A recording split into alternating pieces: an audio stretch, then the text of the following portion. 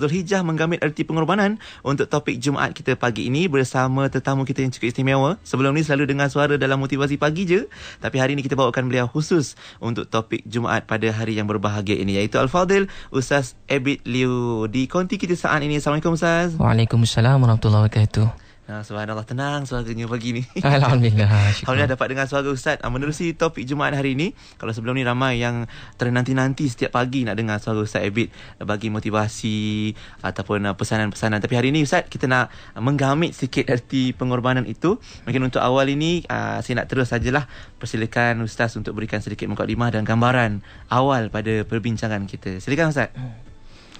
Terima kasih Ustaz Piani dah. Bismillahirrahmanirrahim. Assalamualaikum warahmatullahi wabarakatuh.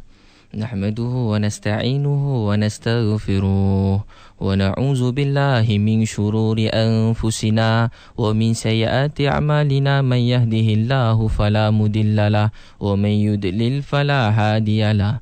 Wa nashhadu an la ilaha illallah wa nashhadu anna Muhammadan abduhu wa rasuluh. Amma ba'd.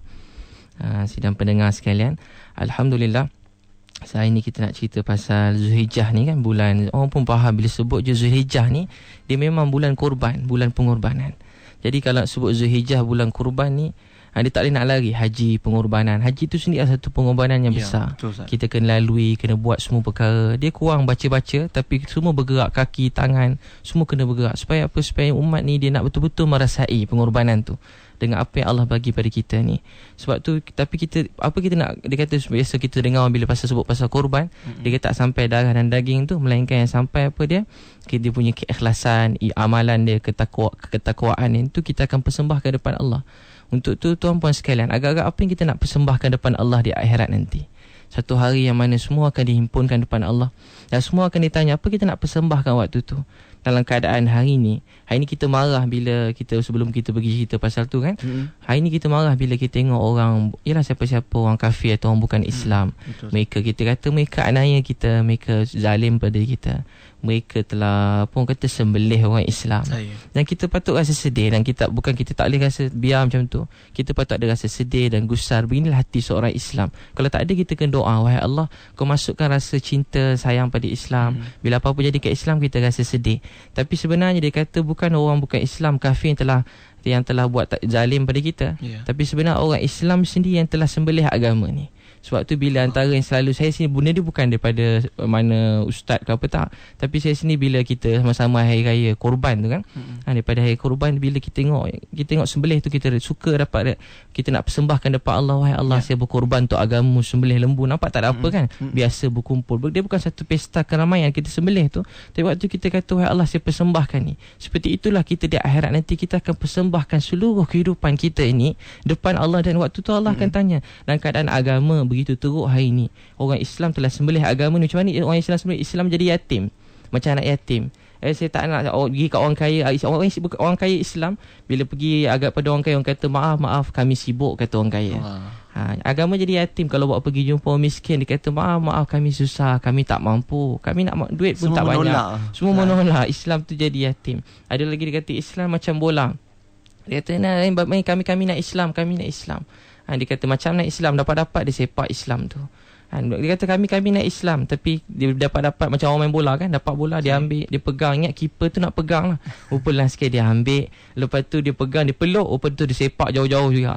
Begitulah keadaan agama hari ni. Seluruh manusia ni kata nak kat Islam, tapi Islam tu telah hilang pada kehidupan orang Islam. Islam tu telah hilang pada kehidupan Islam, keluar daripada percakapan orang Islam. Cuba kita pergi kat anak-anak kita remaja, apa dia perbualkan? Pergi dekat orang kat kedai kopi, apa dia bualkan? Ada masa terluang kat tempat kerja, apa yang kita perkatakan? Kita keluar pada percakapan orang Islam, keluar daripada cita-cita dan fikiran orang Islam. Sebab tu kita hari korban ni, semua orang faham kita semua kena buat pengorbanan. Sehingga dia kata, kita tengok keadaan agama hari ni, bila ada satu orang yang dia buat dakwah dekat satu pulau kat Indonesia. Bila dia sampai dekat sana, tiba-tiba bila dia sampai, dia cari orang Islam, tak ada masjid, surau, tak ada. Jadi dia nampak apa dia? Dia nampak waktu tu cuma ada orang yang tengah dia tengah dakwah apa ni, dia tengah ada daripada jumpa satu keluarga Islam je, satu budak. Dia kata, pakcik mana nak cari masjid tak ada, bagi rumah saya. Satu ulu kampung macam orang ni lah, jauh dia punya jauh sikit pedalaman kan, pulau. Lepas tu bila dia pergi rumah dia bawa jumpa mak ayah dia. Rupanya dia ceritakan kat kampung tu dulu separuh orang Islam, separuh pada kampung tu orang Islam. Hari ini separuh pada kampung tu mereka telah keluar daripada Islam. Sebab apa, adalah pendakwah ni. Maka dia kata, apa kamu jadi orang Islam kat sini? Orang Islam dan dunia dah mati dah, tak ada dah. Semua dah ikut kami dah. Tinggal kamu, sehingga satu keluarga demi keluarga masuk Islam. Keluarga ni kata, kami baru fikir untuk kami pun keluar daripada Islam ni. Maka orang tadi pun ceritakan bahawa sebenarnya dekat dunia ni Islam sedang berkembang. Perancis begini daripada bukan satu, 30 tahun dulu kat bandar France ada beberapa masjid. Hari ni kat bandar France ada 4,000 buah masjid. Kat Kajikistan ada lebih kurang 4,000 buah masjid. Daripada dalam masa 20-30 tahun ni agama berkembang. Bila dia dengar, maka budak kecil tadi bawa orang tadi ni yang buat dakwah tadi pergi kat kampung dan dia kata kat semua orang, dia kata, kamu kata dalam dunia tinggal kami je keluarga Islam. Silap. Sebenarnya korang kat sini je tinggal orang bukan Islam. Yang satu dunia semua dah Islam dah. Jadi maksudnya sebab tu kita kena rasa apa yang kita nak persembahkan kepada Allah. Jangan lihat orang lain. Pertama sekali kita tengok diri kita. Apa yang kita nak korbankan untuk agama ni sebelum kita pejamkan mata kita. Satu kisah yang kita selalu bila sebut tarikh 9 Zulhijjah kan. 9 Zulhijjah orang faham bila berpuasa hari itu. Dalam hadis sahih beritahu kita dapat pahala macam 2 tahun punya dosa diampunkan. 2 tahun dosa lepas dan dosa sehingga yang tahun ni punya diampunkan. 2 tahun diampunkan, dosa terampun. Jadi sebab tu orang kata 2 hari ni puasa jangan tinggal lah. Satu 10 Muharram tu, satu lagi 9 Zulhijjah ni kan, puasa untuk Arafah ni. So 2 ni kita kena puasa, ajak keluarga kita, orang kampung kita semua puasa. Tapi apa peristiwa berlaku 9 Zulhijjah, semua orang tahu masa tu haji wida, haji pertama dan takhir Nabi sallallahu alaihi wasallam.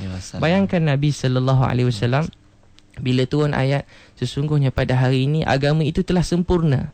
Agama telah sempurna. Bila ayat ini turun, waktu tu Nabi masa dia bagi khutbah pada sahabat-sahabat yang begitu ramai, ada kata 100,000 lebih, ada 124,000, ada 144,000, ramailah sahabat waktu tu. Bayangkan bila kata agama disempurna. Agama telah sempurna. Bila kata agama sempurna hari itu, adakah agama sempurna hari itu? Bukan. Agama sempurna daripada hari pertama pengorbanan Nabi sallallahu alaihi wasallam bersama keluarga Nabi, bersama seluruh sahabat-sahabat Nabi daripada hari pertama sehingga hari itu. Sebab tu dia kata Khadijah radhiyallahu anha, kita pernah cerita, Khadijah bila dia nak meninggal dunia, kain nak tutup badan pun tak ada. Maka bila tak cukup, maka waktu tu anak datang beritahu ayah ni, mak tengah dalam keadaan sakit teruk ni. Maka Nabi balik rumah, Nabi bagi kainnya. Nabi utamakan mesyuarat untuk hidupkan agama. Kita agak macam mana macam tu.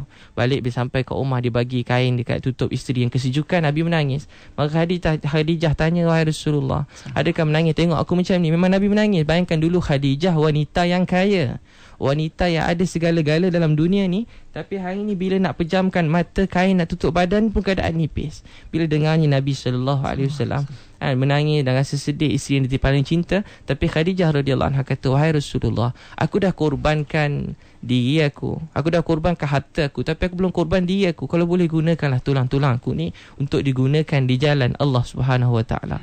Sebab tu Nabi sendiri, dia kata daripada hari pertama Nabi buat dakwah, Nabi bukan Nabi je susah, keluarga Nabi pun susah. Sehingga dia kata Zainab radhiyallahu anha, dia tengok Nabi satu masa Nabi setiap kali ni musim haji kan, Zulhijjah musim haji. Setiap kali musim haji, antara perkara yang Nabi utamakan ialah untuk menghidupkan agama ni, supaya manusia berkumpul daripada sana macam mana nak memikirkan seluruh dunia. Dan sebelum Nabi pejamkan mata, Islam sampai dalam hati setiap orang dalam dunia ni. Sehingga waktu tu bila Nabi pergi ke kemah-kemah, macam biasa Nabi kena marah, kena tendang. Biasa kita kalau ditolak satu tu, kita akan ingat sampai mati. Betul. Biasanya orang semua baling juga. Bukan baling ni, dia baling kuih kan. Kalau kita cerita pun pergi ceramah mana-mana, baling kuih, baling macam-macam dengan envelope lagi kan. Dulu orang kena baling dengan Nabi, kena halau. Satu dia terima, Nabi rasa gembira. Dia kata, wahai Rasulullah, kamu dakwah kampung kami, tunggu sekejap, kami nak mesyuarat. Tiba-tiba ketua kemah tu balik. Kenapa dekat sini Muhammad? Dia kata, ni kawan-kawan aku dah terima dah, tapi kaum kamu dah terima aku nak balik kampung untuk dakwah kaum kamu ni. Maka dia kata, Muhammad, kamu manusia, kata orang tadi yang jahat tadi, dia kata, kamu manusia yang paling aku benci sekali, keluar berambus kamu daripada sini. Bayangkan Nabi SAW dia halau dan suruh berambus. Nabi pergi je, Nabi naik unta, dia telah cocok unta Nabi. Unta Nabi lari, dia jatuh terlentang. Nabi jatuh terlentang. 2-3 kali Nabi naik, dia cucuk unta, Nabi jatuh terlentang. Dan waktu tu kaum dia datang dan tengok, bukan ditolong Nabi. Ada satu orang datang dan tarik baju Nabi. Hey Muhammad, marah Nabi. Dan ditarik dan baju Nabi telah koyak. Satu orang telah ambil pasir dan letak pasir tu atas kepala Nabi SAW. Satu orang telah datang dan dia telah ludah, dia tarik dia punya ludah tu, kahak dia tu, dia tarik dan telah ludah wajah Nabi. Dan keadaan Nabi letih, lesu balik. Bila Nabi sampai dekat rumah, maka Nabi jumpa Zainab radhiyallahu anha. Maka Zainab kata, wahai Rasulullah, Zainab kata, wahai Rasulullah, wahai ayahku. Zainab kata apa? Wahai ayahku, siapa yang sanggup nak koyak baju ayah? Siapa yang sanggup letak pasir atas kepala ayah?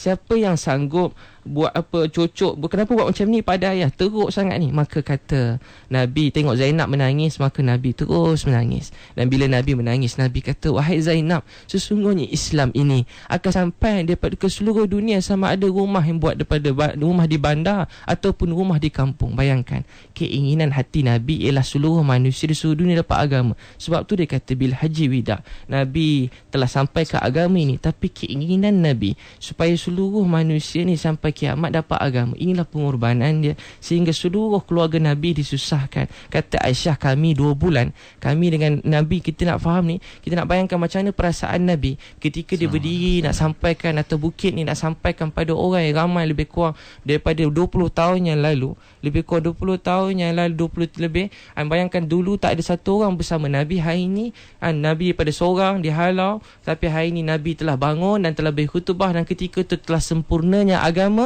Dan waktu tu Nabi telah hantar surat pada Raja Rom, Raja Parsi. Sebab apa? Keyakinan Nabi dan keinginan Nabi untuk bangunkan agama. Sebab tu dia kata, Nabi dan sahabat bina agama ini macam sebuah rumah, dengan darah, dengan air mata mereka. Untuk tu agama telah sampai kepada kita. Untuk tu apa kita buat? Bukan orang lain, orang luar yang rosakkan rumah ni, tapi saya dan tuan-puan sendiri, kita yang telah rosakkan rumah ni. Malam tadi saya baru lepas isyak saya pergi rumah, kat kawasan rumah saya tu ada rumah, kawasan rumah saya lah, kat taman saya pergi jumpa ziarah mereka. Ada satu rumah saya pergi, saya masuk rumah dia lepas isyak, semua budak muda, mereka sangat baik, layan kami dengan baik. Saya dengan kawan saya berdua, dia layan dengan baik. Tapi bila saya berbual, bila dah habis, saya cerita pasal semayang, cerita pasal pemuda bangun ke agama, tiba-tiba dah saya nak keluar, mereka pun pelajar kuliah Islam semua sekali. Saya tanya, saya nak keluar, dia kata, ustaz nak tanya sikit. Tanya apa? Kiblat mana ya? Dia tanya saya, kiblat mana ya? Saya kata, kiblat. Saya kata, tak tahu kiblat ke? Tak tahu. Dah berapa lama duduk sini? Dia dah lama saya duduk situ. Tapi belum semayang lagi. Jadi saya sedih, menitik air mata. Saya kata, mereka ni pelajar kuliah Islam. Tapi mereka tinggalkan, mereka bukan seorang, ada 4 orang malam tadi. Mereka semua ada 2-3 orang tengah tidur. Mungkin dia orang dengar sekarang ni. Tapi saya nak beritahu ialah, saya sedih bila dengar ada lagi orang muda yang tinggalkan semayang. Untuk tu kita kena rasa kesian. Orang Islam sini telah jauh daripada perintah Allah ni. Apa korbannya saya dan tuan-puan sekalian. Itulah kita punya asas hari ini. Semoga Allah fahamkan hati kita. Masa Haji Wida, Nabi juga beritahu. Mudah-mudahan Nabi masa tu beritahu, supaya bayangkan Nabi dah susah payah seluruh hidup dia, tapi akhir khutbah tu Nabi tanya, wahai sahabat-sahabatku, Nabi tanya, adakah aku telah sampaikan kepada kamu? Maka semua sahabat kata, bila ditanya oleh Allah, adakah wahai Muhammad dah sampai kat kamu ke?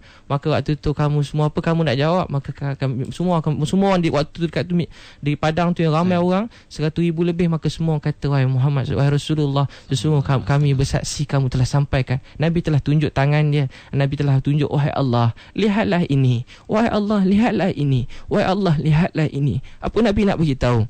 Mesej Nabi ialah, Nabi nak supaya umat ni Allah, Nabi buat untuk dapat redha Allah, supaya Allah sayang habis hidup Nabi dan keluarga Nabi, anak cucu Nabi, semua dikorban untuk agama. Dia kata, wahai Allah, lihatlah ini, wahai Allah, lihatlah ini. Antara ayat Nabi dalam khutbah wida yang panjang tu juga, Nabi kata, mudah-mudahan kamu sampai kepada orang lain, kemudian orang yang mendengar kemudian terlebih faham pada orang yang sebelumnya. Apa Nabi fikirkan? Nabi nak Islam ini sampai dalam hati seluruh manusia sampai kiamat. Jangan satu orang pun masuk neraka. Kan Nabi faham, neraka bukan dicipta untuk manusia, tapi neraka dicipta supaya manusia takut dan selamatkan diri mereka. Untuk tu usaha Nabi, dan Nabi dah tak ada dah, tapi kerja Nabi telah dibawa oleh Abu Bakar, Umar, Uthman, Ali. Mereka semua dah tak ada. Kerja dakwah ini patutnya disambung oleh umat ni. Abu Bakar takkan datang balik, Umar takkan datang balik, Nabi takkan datang balik. Kerja ini atas bahu saya dan tuan-puan. Sebagai ayah, apa kita buat? Sebagai kita pengurus, apa kita buat? Sebagai kita ketua kampung, apa kita buat? Tak kira siapa kita, sebagai anak, apa kita buat? Setiap orang Islam bertanggungjawab untuk hidup ke agama.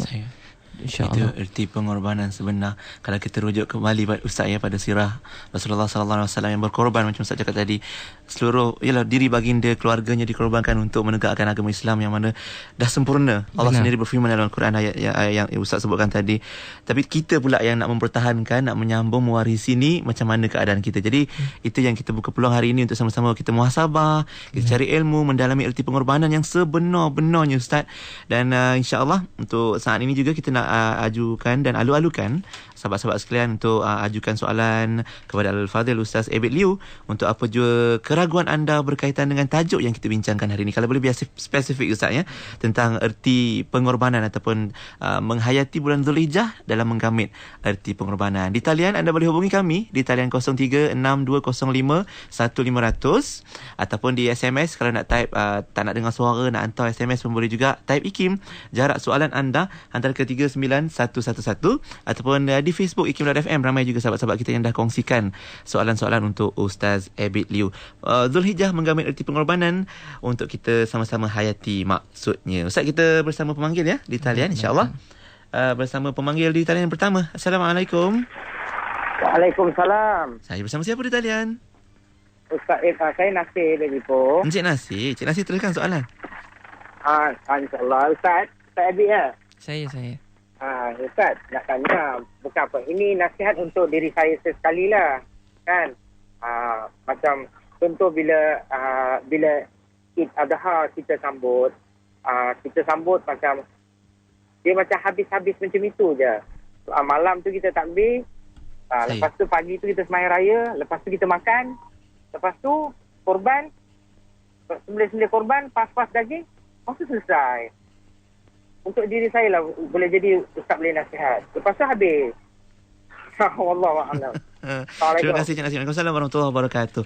Cik Nasir kata kita beraya Aidil Adha ni, penghayatan kita sehari dua macam tu je. Habis korban dah bagi-bagi daging Ustaz, habis kat situ. Jawapannya kejap lagi Ustaz Abid akan kongsikan. Kita bersama seorang lagi pemanggil di talian insya-Allah. Assalamualaikum. Assalamualaikum. Waalaikumsalam warahmatullahi. Siapa di talian? Ya. Siapa di talian agaknya?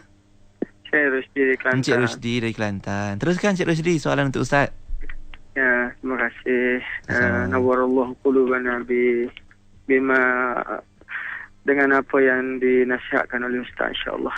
Korban yang dicetuskan akan menzahirkan keupayaan untuk kita melakukan ibadah di sepanjang kehidupan. Ustaz. Hello. Ya, teruskan. Ya, sepanjang kita menilai toleh keupayaan khususnya dari sudut akidah dan pegangan keimanan kita kepada Allah Subhanahu Wa Taala yang melalui pasang surut khususnya dalam hidup bermasyarakat. Dalam keadaan umat Islam mengalami kemerosotan nilai, ditambah lagi dan dicambah lagi dengan penghinaan demi penghinaan oleh orang-orang bukan Islam, kaum bukan Islam pada seluruh umat Islam, khususnya dalam negara kita. Mohon pencerahan Ustaz, apa yang sedang kita lalui khususnya berkaitan nilai buruk yang diberikan khususnya dalam soal hudud, sehingga akan timbul di kalangan orang bukan Islam menyatakan kalau laksana hudud 1 point berapa juta akan kehilangan kerja. Mohon pencerahan Ustaz. Pada saya bukan persoalan politik tapi pencerahan bagaimana nilai tambah yang perlu dipaksakan khususnya kepada umat Islam dan apa yang kita nak bagi penerangan kepada orang bukan Islam khususnya. Baik, terima kasih Cik Rusdi. Saya mohon Ustaz. Ya, terima kasih. Assalamualaikum. Waalaikumsalam. Baik Ustaz, seorang lagi mungkin di talian untuk kita raikan 0362051500. Assalamualaikum. Assalamualaikum. Waalaikumsalam warahmatullahi wabarakatuh. Cik Abdul Manan Pulau Pinang. Cik Abdul Manan dari Bining. Alhamdulillah Ustaz. Assalamualaikum. Apa khabar? Alhamdulillah. Alhamdulillah. Saya punya soalan perkorbanan lah. Sebenarnya kita dapat tahu tiap-tiap tahun 20,000 orang pergi haji. Kita ambil estimate lah. Dan 10 kita ambil 50%, iaitu 10,000 orang laki-laki, 10,000 orang perempuan. Jadi kita ambil purata 10 tahun, kita ada 100,000 orang dah pergi buat haji dengan izin Allah SWT. Dan mereka telah buat perkorbanan. Tetapi kenapa kita tengok susut sangat orang datang semayang? especially subuh, zuhur, asar dan seterusnya. Jadi kenapa benda ni berlaku? Adakah perkorbanan kita ni tak sampai tahap ataupun ilmu kita tak sampai tahap untuk menghayati ilmu dan juga perkorbanan? Itu saja. Wallahu alam. Jazakallah khairan. Assalamualaikum. Waalaikumsalam warahmatullahi wabarakatuh. Terima kasih Cik Manan. Soalan yang baik daripada Cik Manan tadi. Mungkin Ustaz nak jawab soalan-soalan yang diajukan oleh sahabat pendengar kita. Ustaz, silakan. Baik. Soalan pertama Cik Nasir Jadi sebenarnya bila kita cerita korban ni, bukan orang lain, saya sendiri pun begitu jugalah kan. Kadang-kadang kita ada masa kita rasa iman kita kuat, ada masa kita rasa iman kita tu lemah sangat. Tapi walaupun dalam keadaan begitu, kita kena berusaha. Dalam dunia ni semua orang faham, apa-apa benda yang mahal dalam dunia mesti datang dengan berusaha. Apa-apa pun, satu orang bila kita sebut ni pelajar 4th lab, apa orang sebut terbayang kat dia. Orang kata dia rajin, dia hantar assignment awal, dia jumpa lecturer, dia kuat begini-begini contohnya. Kalau kita sebut dia ni peniaga yang berjaya, orang faham apa dia kuat usaha, mesti dia kerja siang malam, mesti dia ni jenis mesra rakyat, mesti suka dengan orang semua sekali begini-begini. Bila sebut je dia ni DJ yang paling disayangi contohnya kan, Ustaz Pian kan. Jadi maksudnya orang akan bayangkan suara ni mesti lemah lembut, suara dia mesti pandai ambil hati, dia ni jenis mudah bergaul dan sebagainya. Mesti orang terbayang begitu. Jadi siapa-siapa pun begitu. Untuk tu dia kata, adakah benda iman, benda yang paling mahal ini dia boleh datang begitu saja? Sebab tu dia kata allazi khalaqal maut wal hayat taliyabluwakum ayyukum ahsanu amala. Aku ciptakan maut dan hayat ini untuk uji antara kamu siapakah yang paling ahsan, yang paling ahsan, siapa paling baik amalan dia. Untuk tu kita kena betul-betul sepanjang hidup kita ni, setiap hari dia menjawab juga soalan yang kedua dan ketiga ni lah kan. Dia sebab apa? Kita kenapa orang balik haji, contoh dia kata bila kita balik haji iman pun jadi lemah dan sebagainya.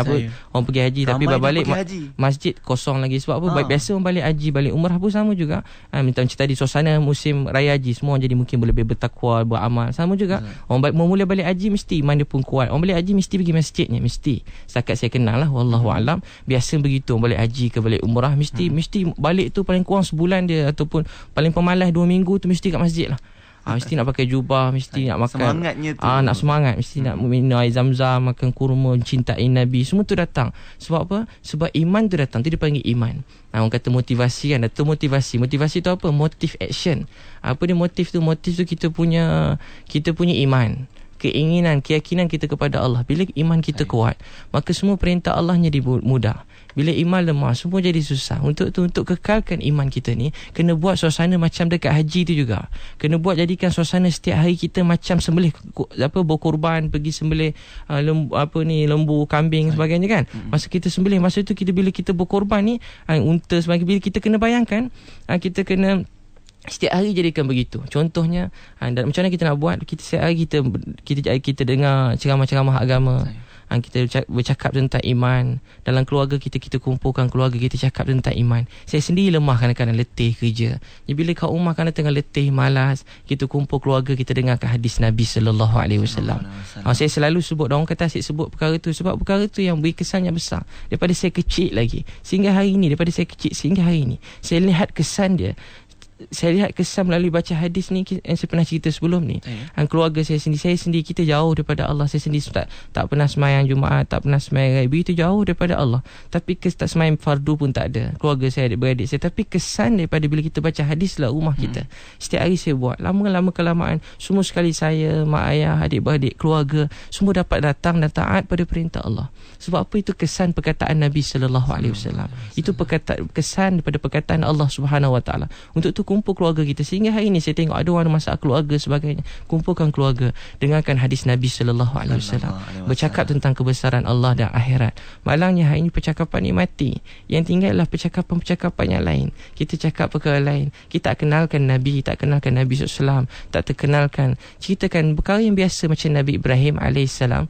Semua biasa dengan Al-Quran, kena baca ulang-ulang kali. Bila semua nak bunuh dia, bapa pun kata mati pada dia, tapi Allah perintah api yang besar, kulna yana rukuni bardan wa salaman ala Ibrahim. Allah perintah api yang panas tu sejuk dan sejahtera buat Nabi Ibrahim AS. Kita kena yakin seluruh dunia ni, apa sahaja makhluk ni, dia berhajat pada Allah. Allah tak berhajat pada apa-apa makhluk pun. Untuk tu kita kena bina yakin ni, bercakap hari-hari kebesaran Allah. Dengar radio IQ, alhamdulillah. Dengar, lepas tu apa kita dengar, cakap balik dengan ahli keluarga keluarga. Tutup sekejap, bincang balik yang ahli keluarga kita. Bila kita cakap, dia beri kesan yang besar dalam hati kita. Umar radhiyallahu anhu, saya nak beritahu, dia adalah orang yang mana nak bunuh Nabi sejahat-jahat orang. Dia jadi baik dengan dua perkara. Satu, dalam rumah adik dia walaupun tengah marah, dia pukul berdarah-darah, dalam rumah tu ada rahmat. Ada rahmat apa? Ada baca Quran, hadis. Rupanya dengan nur Quran, perkataan Allah, perkataan Nabi ni boleh mengubah orang macam jahat macam Umar, sehingga Nabi kata kalau ada Nabi lepas aku, Umar yang paling layak. Orang macam Umar ni, tapi bila sampai depan Nabi lah itu sahabat, dia beritahu, dia ucap kalimah syahadah, Nabi terus tolak dada. Nabi kata keluarlah. Keluar ke mana? Nah, Umar terus pergi jumpa manusia yang ajak kepada Allah. Patutnya kita kata, Umar kau ni jahat, malulah. Duduk dengan saya dulu. Duduk dengan sini, kau jahat, janganlah buat malu. Kau semua kenal kau tu, ya Allah, gedebel punya orang kan jahat, janganlah. Duduk sini, jangan. Baik belajar. Nabi guru yang paling sempurna, tapi Nabi ajar dia. Bila dia mengajak orang lain kepada Allah, kita akan bertambah yakin. Untuk tu kita bercakap dengan keluarga kita, jadikan kelaziman sehingga kita rasa tak cakap kebesaran Allah, tak sarapan pagi tak apa, tapi tak cakap kebesaran Allah tak boleh. Tak makan tengah hari tak apa, tapi tak cakap kebesaran Allah tak boleh. Sebab tu kita kena selalu cakap kebesaran Allah. Sebab dalam Quran dah diberitahu, amal tak akan jadi betul melainkan betul hati dia, hati tak akan jadi betul melainkan betul percakapan. Dan Quran itu, ya ayyuhallazina amanu taqullaha wa qulu qawlan sadida yuslih lakum a'malakum. Orang beriman, bertakwa pada Allah, wa qulu qawlan sadida, berkata perkataan sadid. Ibnu Abbas dengan Ikramah kata sadid tu bercakap tentang la ilaha illallah. Kata Imam Ghazali, bukan saja kita wiridkan dia, tapi kita kena menerangkan maksud dia. La ilaha illallah, tak ada Tuhan melainkan Allah, tak ada yang boleh bagi bahaya melainkan Allah, tak ada yang boleh bagi kesenangan melainkan Allah. Berkumpul seluruh makhluk dalam dunia pada Adam sampai kiamat untuk beri bahagia pada satu orang. Allah kehendak dia derita, tak ada siapa boleh bagi dia bahagia. Kalau Allah nak bagi bahagia pada satu orang, tak ada siapa boleh halang. Satu dunia halang, tak boleh halang. Macam Nabi buat dakwah, bila Nabi nak buat dakwah, walaupun semua halang dia, Allah buat keputusan ketika Hajjatul Wida, ketika depan di padang Arafah, Nabi Islam telah sampai kepada 100,000 lebih manusia, walaupun dengan halangan dan rintangan. Sebab seluruh dunia ini dalam genggaman Allah. Percakapan begini kena wujudkan, sehingga kita rasa bila kita sebut Nabi itu, kita rasa Nabi itu dekat dengan kita. Bila kita sebut Allah tu, kita rasa macam Allah tu dekat dengan kita. Tu tanda kita semua. Tapi malangnya ini perasaan ni mulai hilang, dan kita tak rasa kesian pada orang lain, dan tak rasa sayang pada umat ni. Untuk tu kita kena, itulah asas dia, supaya apa, sepanjang hidup kita ni wujudkan suasana agama. Pergi masjid, daripada masjid wujudkan orang masjid sendiri. Banyak dengar ni, insya-Allah orang masjid sendiri kena bergerak, pergi jumpa, ambil inisiatif walaupun setengah jam setiap hari, pergi jumpa jiran-jiran, mana semua orang. Bukan kita nak pergi, kita pergi sekolah kan dia, tu kita pergi madrasah kan dia. Dia kata tu teruk tu ustaz, pergi beritahu sikit, nasihat sikit. Dia bukan, kita pergi jumpa dia dengan kasih sayang, nak beritahu Islam ini indah, Islam ini mulia, Islam ini penuh kasih sayang. Jumpa dengan semua orang. Bagi masa, apa saya kena buat? Setiap orang kena tanya sekarang, apa tuan dah buat? Setiap orang akan tanya, apa tuan dah buat? Apa kita buat sekarang? Apa telah kita buat untuk agama ni? Macam tu, insya-Allah. Barulah agama ni akan bangun. Selagi kita tanya apa orang lain patut buat, selagi tu agama ni tidak akan bangun, tidak akan bergerak. Tanya sebelum saya mati, berapa orang saya nak ajak masuk Islam? Cita-cita saya nak Islamkan 50 orang sebelum saya mati. Kalau saya mati malam ni, berapa orang saya dah Islamkan? Kalau saya mati malam ni, berapa banyak orang muda yang tak semayang dan mula semayang? Berapa banyak orang yang dah berzina berhenti pada berzina dia? Tanya persoalan ni, boleh iman kita akan meningkat. Bila iman meningkat, semua perintah Allah jadi mudah, insya-Allah. InsyaAllah. Yang penting kita kena banyak bercakap, bercerita tentang sejarah sirah Rasulullah sallallahu alaihi wasallam, menjadi iktibar untuk kita. Dan semoga apa yang kita lakukan sekarang ni sebenarnya terpandu daripada apa yang dilakukan sebelum ini oleh Rasulullah sallallahu alaihi wasallam. Terima kasih Ustaz. Dan kejap lagi kita akan sambung untuk round kedua. Ada satu soalan nak minta Ustaz bagi panduan pula pengorbanan untuk para muslimah. Mungkin ambil iktibar daripada pengorbanan Siti Hajar, Sayyidatina Khadijah dan muslimah yang lain, para mujahidah yang lain, insya-Allah. Dan teruskan kesetiaan anda terus bersama Ustaz Abid Liu untuk perkongsian Zulhijjah menggamit erti pengorbanan. Ada satu soalan daripada wakil muslimah kita lah, bertanyakan, namanya Zurina Sidik, bertanya bagaimana Ustaz nak jadikan pengorbanan Siti Hajar dan mungkin para mujahidah yang lain, contohnya Sayyidatina Khadijah radhiyallahu anha sendiri, supaya dapat diamalkan dalam kehidupan zaman moden ni, khususnya sesuai dengan para muslimah. Bila haji ni, antara kenapa Allah Ta'ala buat setiap amalan, contoh sa'i, orang semua orang tahu dan kita maklum perkara ni. Setiap orang pergi haji diterangkan kenapa dia buat sa'i tu. Yang kita pergi 7 kali tu, Safa dan Marwah.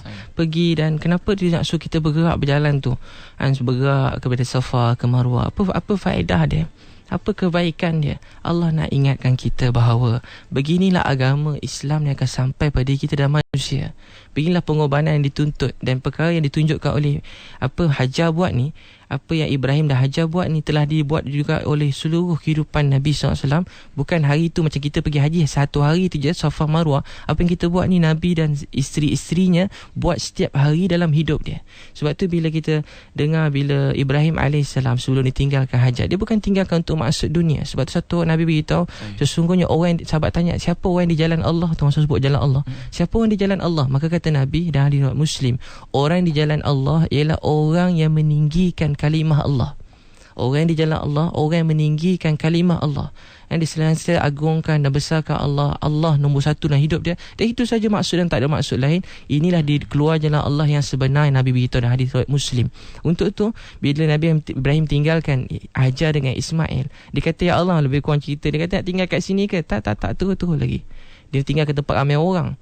Sifat suami ayah kan, saya ada program 3 hari nanti nak tinggalkan anak ni, sedih. Anak pula pergi menangis time ni, kita pun sedih tengok muka anak kita, anak kecil lagi. Tapi sama, bayangkan Nabi Ibrahim nak tinggalkan anak dia yang kecil, yang bayi lagi, dengan isteri dia. Bila nak tinggalkan, bila isteri tanya, wahai suamiku, di atas kenderaan dia, wahai suamiku, adakah ini perintah Allah? Wahai suamiku, adakah ini perintah Allah? Wahai suamiku, adakah ini perintah Allah? Tak tinggal duit, tak tinggal harta, tak tinggal makanan. Ada sikit makanan, ada setengah ulama kata tinggal sikit, tapi benda tu lama-lama sekejap je dah habis. Berapa lama nak banyak nak tinggal? Tapi bila dia tinggal, dia kata, suamiku, adakah ini perintah Allah? Tinggal kat padang pasir yang memang tak ada sumber kehidupan, tempat tandus, tempat yang memang tak ada jalan untuk hidup. Tapi waktu tu bila nak tinggalkan Hajar dengan Ismail, isteri tanya, oh suamiku, adakah ini perintah Allah? Macam mana suami, kalau kita suami, apa kita nak jawab pada isteri kita bila tanya macam ni? Ayah jawab anak dia, ayah nak tinggal, kita nak tinggal kat padang pasir. Kenapa? Apa nak sebab dia? Kita tinggalkan dengan bersebab, dengan segala keperluan kaum ummah, dengan sebab kerja. Itu pun kita terangkan, ayah nak pergi kerja ni nak, ayah nak pergi sini 3 hari, lepas tu ayah balik, nanti ayah belikan mainan, ayah belikan ni. Itu semua ayah mesti cakap macam tu. Tapi tuan-puan bayangkan, dia tinggalkan anak dia. Isteri tanya, patut Ibrahim jawab panjang, tapi dia tak dibenarkan jawab. Dia cuma buat apa? Dia cuma angguk kepala dia. Dia tak sampai hati nak pandang tinggal ke tempat. Dia tahu mesti mati, dan kepala dia mesti mati punya. Tapi bila dia tinggalkan, kata isteri dia, wahai suamiku, adakah ini perintah Allah? Dia angguk je. Maka satu isteri yang hati penuh takwa, yakin pada Allah, dia kata, wahai suamiku, kalau ini perintah Allah, pergilah, nescaya Allah tak akan sia-siakan saya. Dalam Quran cerita ini, saya Allah takkan sia-siakan saya sampai kiamat. Siapa-siapa yang menegakkan agama Allah, menghidupkan agama perintah Allah, hidup dia, keluarga dia, masyarakat dia, maka orang macam ni jangan takut. Beritahu Allah tak akan sia-siakan isteri dia, Allah tak akan sia-siakan anak dia. Orang menghidupkan agama, Allah tak akan sia-siakan keluarga dia. Orang menghidupkan agama yang mendahulukan Allah, perintah Allah lebih pada nafsu dan keinginan diri dia sendiri, dan orang macam ni Allah akan jaga dia, dan Allah pasti tak akan sia-siakan hidup dia. Yakinlah, jangan sedih bila orang tengah buat dakwah kan, hidupkan agama dan sebagainya. Jangan sedih, yakinlah Allah bersama-sama kita, dan yakinlah sesungguhnya Allah tak akan sia-siakan kita. Bila ditinggalkan tu, dia pergi Safa Marwah, dia berusaha ke atas bukit. Last kali dia pasrah, dia kata, wahai Allah, engkau je boleh tolong aku. Daripada hentakan kaki Ismail keluar air Zam-Zam sampai kiamat. Orang pergi sana bawa balik bergiling-giling, dan kata Nabi, siapa minum ikut niat dia, Allah beri ikut niat dia. Untuk tu air Zam-Zam macam dia punya berkat dalam satu dunia. Setuju, air mineral yang paling bagus, paling baik sekali. Tapi walaupun hasil daripada siapa, dia bukan satu keajaiban Hajar atau Ismail, dia datang daripada Allah. Asbab pengorbanan Hajar dan Ismail supaya Allah nak umat ni ingat, Allah biar Zam-Zam tu berkat sehingga hari ni. Allah nak umat ni ingat sampai kiamat pengorbanan ni, dan beginilah agama sampai daripada keturunan inilah lahir Muhammad sallallahu alaihi wasallam. Begitu juga isteri Nabi, kata Aisyah, sesungguhnya kami 3 bulan tak makan, selalu 3 bulan tak makan, tak berasap. Kami makan kurma dengan air. Sahabat semua terperanjat, macam mana makan dengan berapa kurma boleh hidup ke? Aisyah kata, akhirnya tinggal 1 kurma je. 1 kurma pun kami makan, kami isap kurma tu. Bila kami isap kurma supaya nak hilangkan lapar. Akhirnya dia kata, yang satu tu pun kami rasa nikmat. Tengok perkataan Ummul Mukminin, ibu orang Islam, isteri Nabi, dia kata apa? Sebiji tu pun kami rasai nikmat dia. Sebiji sehari pun nikmat, bila yang sebiji tu pun dah tak ada. Kami 1 hari tak makan apa-apa, sehingga bila Nabi nak wafat, Fatimah menangis. Minyak nak hidupkan pelita dalam rumah tak ada. Ramai orang datang rumah, minyak hidup pelita tak ada. Fatimah menangis. Fatimah menangis. Ayah nak meninggal pun tak nak wafat ni, dah sakit tenat. Minyak Nak hidupkan api sepanjang hidup rumah Nabi, tak pernah hidup api. Nak hidupkan api pun tak ada. Aisyah dalam keadaan menangis juga. Aisyah pergi jiran sebelah pinjam minyak. Sebab apa dia kata, kalau ada minyak, nasihat diguna minyak untuk makan, minyak untuk masak pun tak ada. Buat apa nak guna minyak untuk hidupkan api? Maka dia pergi pinjam minyak rumah sebelah. Itulah kali pertama dalam rumah Nabi, sebelum Nabi pejamkan mata, api dihidupkan dalam rumah Nabi. Sedangkan rumah orang lain semua bercahaya. Rumah Raja Rom lebih besar daripada istana kita ni, macam tu punya besar. Tapi Nabi hidup dalam keadaan begitu. Nabi nak fahamkan manusia ini, Islam ini datang dengan pengorbanan. Untuk tu wanita-wanita kena faham kat mana mereka duduk, mereka tinggal. Walaupun nampak mereka duduk dekat, mungkin ada suri rumah duduk dalam segi 4 rumah je, tapi di sebalik mereka tersimpan hidayah untuk manusia di seluruh dunia. Ibrahim Ismail lahir daripada 2 orang punya pengorbanan, bukan seorang. Ibrahim dengan Hajar, 2 orang punya pengorbanan, bukan seorang. Untuk tu isteri, walaupun mungkin suami kurang taat, apa nak buat, doa pada Allah, tarik rahmat dalam rumah. Tak berhenti, kita kena banyak menangis. Mungkin dah menangis, berapa banyak kita menangis depan Allah, berapa banyak. Kemudian buat apa? Pujuk suami, galakkan dia. Kemudian bila suami tak pergi masjid, pujuk dia, suruh dia pergi masjid, dah galakkan dia. Satu orang isteri galak suami pergi masjid, dapat 28 pahala kata ustaz. 27 sebab suami sembahyang jemaah, satu lagi sebab dia 28. Macam tu galakkan. Galakkan anak-anak lelaki untuk berjuang di jalan Allah, untuk hidup ke agama, makmurkan masjid, belajar bersungguh-sungguh. Mana mereka pergi universiti mana supaya mereka hidup ke agama, macam tu.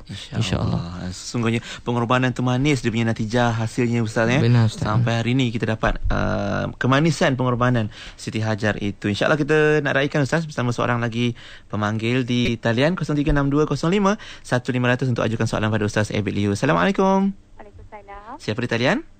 Ni Puan Zu. Puan Zu. Puan Zu, teruskan soalan untuk Ustaz. Okey, saya tanya pada Ustaz. Assalamualaikum Ustaz. Assalamualaikum warahmatullahi wabarakatuh.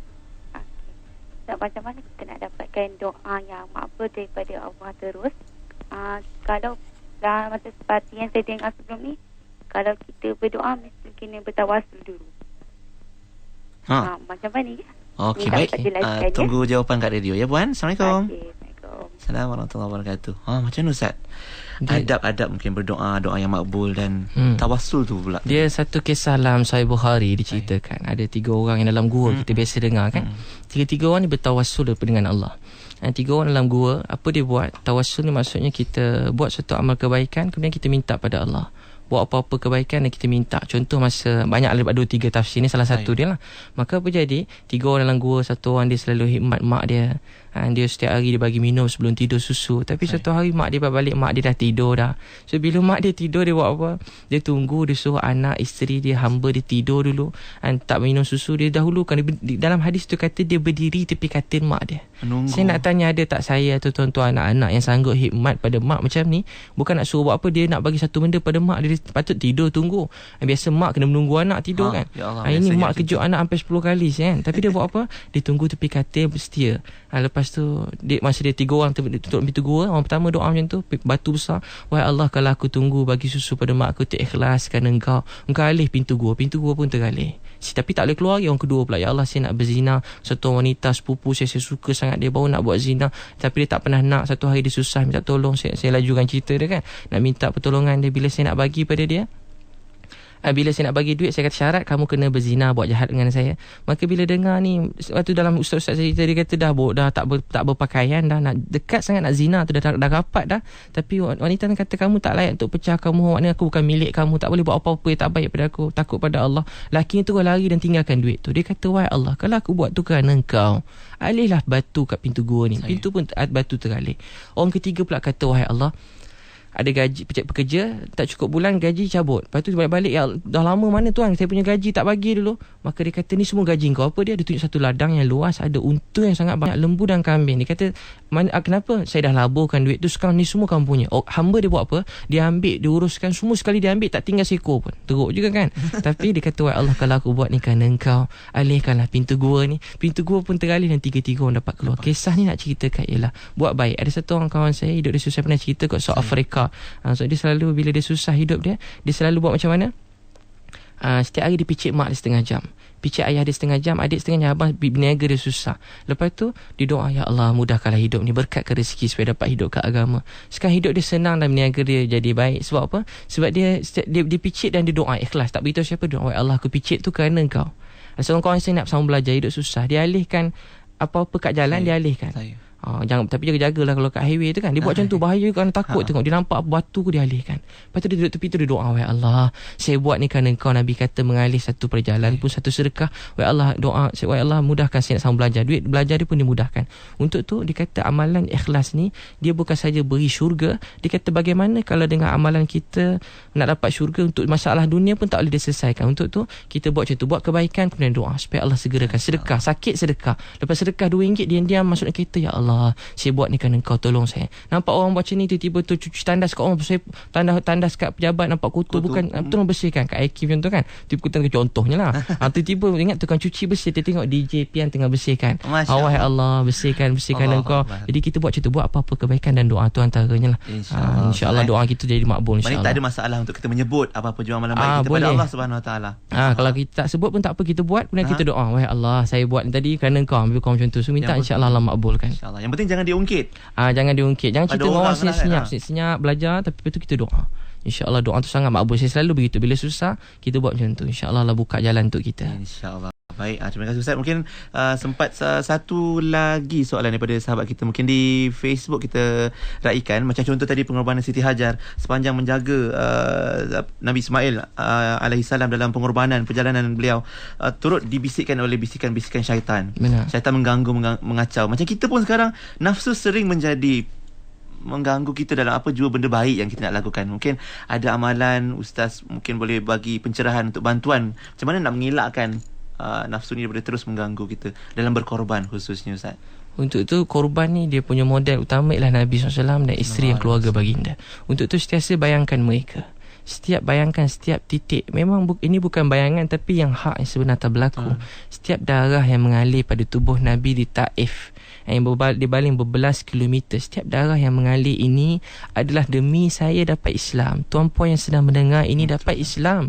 Anak-anak kita yang kita sayang dapat Islam. Ada orang keluarga mereka belum Islam, tapi kita, Allah beri taufik kita Islam, mak ayah kita Islam. Walaupun kita tak faham nikmat Islam ini, tapi kita dah dapat Islam, mengenal Allah tu Tuhan. Walaupun nampak pada perut mak kita Islam, bukan, Allah pilih kita melalui asbab pengorbanan dan darah Nabi yang menitik. Asbab Zainab kena tombak dekat unta, jatuh dan gugur anak dalam kandungan, meninggal berbulan lepas sakit.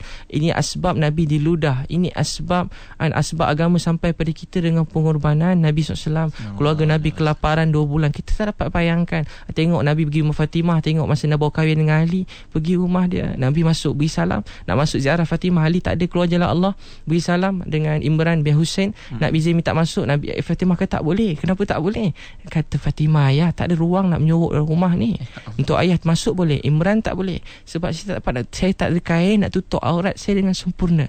Nabi terus menangis. Nabi campak kain dia pada Fatimah radhiyallahu anha. Kita kalau susah tak apa, anak kita susah tak sanggup, tapi Nabi nak fahamkan, aku biar anak yang paling aku cinta susah demi kamu dapat Islam, demi anak kita dapat Islam, mak ayah kita dapat Islam. Sebab tu kita kena bayangkan begini. Sebab tu bila Ismail alaihissalam bila nak disembelih tu kan, bila Nabi Ibrahim dah lama tak balik, bayangkan cinta satu orang Nabi mesti lebih tinggi pada cinta kita pada anak. Kasih sayang Nabi lebih tinggi. Kata Nabi, orang paling baik ialah orang paling baik tak ada ahli keluarga dia, aku paling baik tak ada ahli keluarga aku.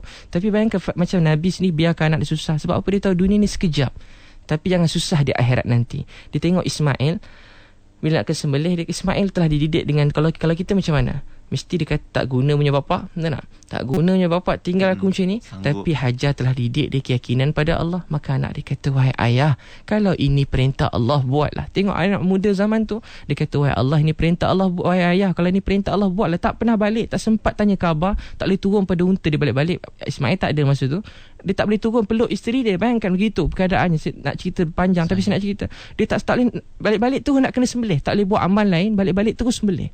Allahu Akbar. Bila nak sembelih ganti dengan kibas. Nak beritahu ialah begini, nak beritahu pada kita hari ini, kita apa anak kita nak semua kita bagi, keluarga kita nak kita bagi. Tapi bagaimana keadaan agama mereka? Bagaimana keadaan iman mereka, solat mereka? Macam mana keyakinan mereka pada Allah, kecintaan pada Nabi mereka? Untuk tu perkara ni kita kena tanamkan. InsyaAllah.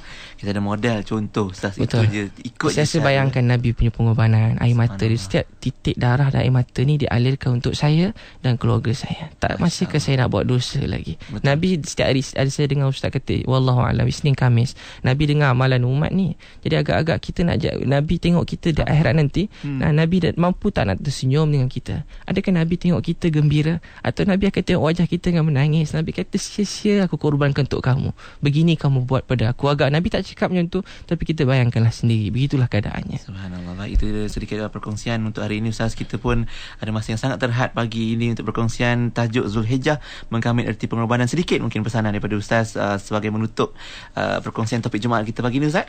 Silakan. Kerana itu kita kena sentiasa faham. Dan bila khutbah Wida, Nabi kata fahamlah, setiap Nabi suruh fahamkan betul-betul perkataan Nabi itu. Nabi suruh fahamkan betul-betul. Kita bayangkan Nabi yang telah korbankan hidup dia, nak kita faham apa Nabi nak daripada kita, apa Nabi nak daripada umat ini. Islam ini dia bukan satu ritual, satu yang kita buat ni tiba bila kita nak buat, kita buat dengan satu budaya dan sebagainya. Tapi Islam ini satu kehidupan. Islam ini satu kehidupan. Kita jangan biar kita sendiri yang sembelih agama ini. Ya Allah. Jangan biar kita sembelihkan agama ini untuk kerana 2-3 ribu manusia korbankan nilai agama dia. Kadang-kadang kan benda rasuah contoh 2-3 ribu korbankan agama dia. Ada orang dia korbankan agama, dia tinggal solat dia kerana dia cuma nak tidur je. Korbankan solat untuk tidur je. Allahu Akbar. Ada orang korbankan solat dia, tinggal korbankan agama dia. Cerita solat yang paling asas sekali. Solat dia korbankan untuk duduk tepi jalan main gitar je. Mereka bukan tak tahu, mereka kerana iman mereka lemah. Untuk tu kita orang Islam yang mendengar Aikim ni, yang faham sedikit ni, untuk tu buatlah sesuatu.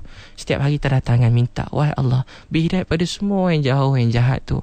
Mereka bukan jahat, mereka tak faham. Beri hidayah pada mereka. Macam Nabi doa untuk Taif, ketika dah baling batu teruk, Nabi kata, wahai Allah, kepada siapa engkau hadapkan aku? Adakah pada penyembah berhala atau pada siapa? Aku tak pedulikan semua tu.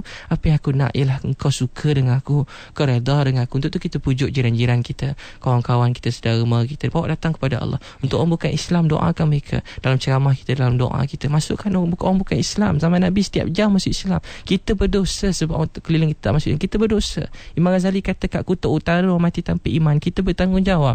Keliling kita berbanyak orang mati tanpa iman, dan kita tak mampu buat apa-apa sebab kita begitu lemah. Kristian agama yang maknanya agama yang lain pun mereka telah begitu bergerak, sedangkan mereka agama yang batil. Kalau agama Islam yang hak ni, tapi orang tak dapat faham Islam ni sebab kita bergerak atas agama ni kan. Islam macam air mengalir. InsyaAllah bila kita niat macam ni, mula tanda tangan je dulu, tak minta banyak-banyak. Wahai Allah, nampak China, India, beritahu wahai Allah, kesian mereka tak nampak Islam ni sebab dosa saya. Wahai Allah, beri hidayah untuk dapat Islam. Doakan orang keliling kita. Saya sendiri ada adik-beradik lagi 6 orang belum Islam. Tu kita doakan setiap orang untuk datang kepada kebaikan kepada umat, insyaAllah. InsyaAllah. Baik, terima kasih Ustaz atas pencerahan berkenaan dengan pengorbanan, erti pengorbanan. Semoga kita dapat menghayatinya insyaAllah dan dapat diamalkan. Kita semua ada peranan insyaAllah. Ustaz, mungkin untuk menutup pagi ni, sebelum tu ramai ada juga tanya macam mana nak menghubungi Ustaz, mungkin nak jemput, nak bertanyakan apa-apa juga soalan susulan Facebook ataupun kita pun ada satu program saja beritahu orang kat sini kan. Satu program 3 hari 2 malam cuti sekolah ni dekat Johor Bahru KL untuk anak-anak mak bapak, adalah sesi untuk mereka. So boleh tengok kita punya website lah, www.transformjiwa.com, transformjiwa jiwa.com. Kemudian boleh juga tanya kat Facebook saya, Ebit Leo lah, EBITLEW. Atau kalau untuk jemput untuk ceramah sebagainya, untuk kongsi-kongsi saya tak ada ilmu pun sikit-sikit je. Untuk sikit perkongsian tu boleh hubungi nombor handphone staff saya lah, 013-255-6423, 013-255-6423. InsyaAllah. Semoga Allah terima kita. Terima kasih Ustaz Ebit Leo atas perkongsian itu. Mungkin minta maaf Ustaz, kita agak kesentukan masa pagi ni. Apapun, terima kasih banyak-banyak diharapkan pada sahabat-sahabat juga. Terima kasih pada semua yang turut menghubungi di talian, di SMS, di Facebook dan sebagainya. Kita jumpa lagi Ustaz untuk kesempatan yang terbaik akan datang insyaAllah. Assalamualaikum Ustaz. Assalamualaikum warahmatullahi wabarakatuh. Dan insyaAllah untuk sahabat-sahabat sekalian, saya juga turut mohon ampun dan maaf kalau ada silap dan salah sepanjang mengendalikan pada pagi pada hari ini. Terima kasih semua. Mohon terus doa dan sokong. Semoga sama-sama kita terus berjumpa, bertemu jalan menuju jannah yang bahagia itu insyaAllah. Jaga diri baik-baik. Kita jumpa lagi. Sehingga itu, wabillahi taufiq wal hidayah. Assalamualaikum.